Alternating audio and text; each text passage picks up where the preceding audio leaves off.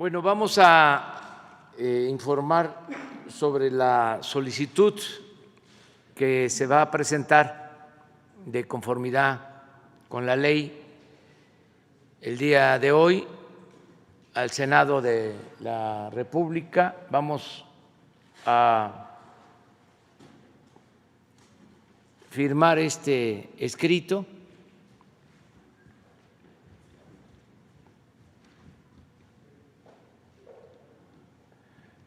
Lo vamos a entregar, por eso me acompaña el consejero jurídico Julio Scherer Ibarra. Se va a entregar hoy a las 11 de la mañana al Senado. Vamos a entregar este documento, me informa el consejero jurídico que ya estableció comunicación con los representantes del Senado, tanto con el presidente del Senado como con Ricardo Monreal, que es el coordinador de los grupos parlamentarios en el Senado, y van a recibir este escrito. Quiero comentarles que es muy satisfactorio el que un grupo de ciudadanos haya tomado también la iniciativa de recoger las firmas para solicitar esta consulta. La información que tengo es de que sí van hoy a tener las firmas que se requieren, que ya están ordenando las firmas y que ya van cerca de 2 millones de firmas de ciudadanos. De todas formas, porque hoy vence el plazo, consideré importante presentar también este escrito para tener más seguridad sobre la solicitud de la realización de una consulta a todos los ciudadanos. Antes de firmar el documento, lo voy a leer para que se pueda conocer lo más ampliamente posible. Lo van a poner en pantalla, pero lo voy leyendo aquí.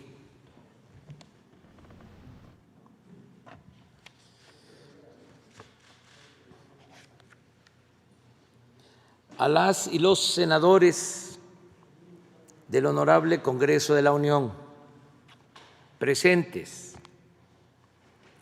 el suscrito Andrés Manuel López Obrador, presidente de los Estados Unidos mexicanos, en ejercicio de la facultad que me confiere la Ley Federal de Consulta Popular, en su capítulo segundo, artículo 12, fracción primera, presento formalmente a ustedes la siguiente petición de consulta popular para la jornada electoral que habrá de celebrarse el domingo 6 de junio de 2021 o en la fecha que establece el recién reformado artículo 35 de la Constitución, a fin de preguntar al pueblo de México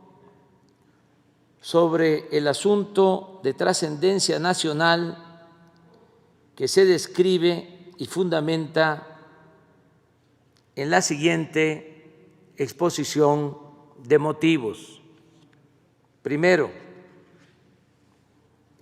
entre el 1 de diciembre de 1988 y el 30 de noviembre de 2018, México vivió un periodo caracterizado por la concentración desmesurada de la riqueza, quebrantos monumentales al erario, privatización de los bienes públicos, corrupción generalizada, procesos electorales viciados y prácticas gubernamentales que desembocaron en un crecimiento descontrolado de la violencia, la inseguridad pública, la violación masiva de derechos humanos, la impunidad como norma y el quebrantamiento del Estado de Derecho en extensas zonas del territorio nacional. Esa etapa trágica de la vida del país se denomina periodo neoliberal o neoporfirista. Segundo, los males señalados en el párrafo anterior no ocurrieron de manera fortuita, sino que fueron consecuencia de la aplicación durante 5 sexenios de un modelo político y económico elitista, antidemocrático, antinacional y antipopular.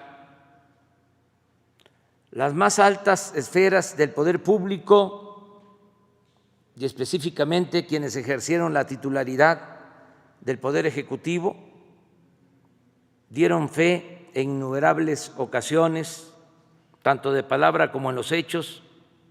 de su adhesión a las políticas privatizadoras,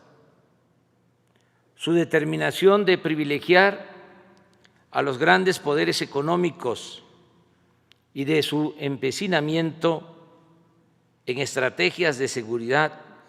violentas, inhumanas y contraproducentes. En suma, los desastres humanos, sociales y nacionales sufridos por el país durante esos 30 años fueron resultado de una suma de actos voluntarios y racionales por parte de quienes lo gobernaron en ese lapso. Tercero,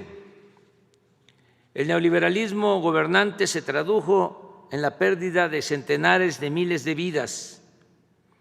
en decenas de miles de desapariciones, en la conculcación de derechos políticos y sociales, en el crecimiento de la pobreza, la desigualdad, la marginación, la informalidad y la descomposición social, en el deterioro sostenido de los sistemas públicos de salud y educación, en la desprotección de millones de jóvenes y adultos mayores, en el acoso depredador en contra de las comunidades indígenas, en un pronunciado deterioro de las instituciones, en la pérdida de soberanía y en la devastación de las industrias petrolera y eléctrica, entre otras consecuencias graves. Cuarto, la desigualdad en México se profundizó precisamente durante el periodo neoliberal o neoporfirista. Según cifras del Banco Mundial, y de la Organización para la Cooperación y el Desarrollo Económico, OCDE, fue en el sexenio de Carlos Salinas de Gortari cuando crecieron más en nuestro país las diferencias económicas y sociales entre ricos y pobres. Y no es casual que al mismo tiempo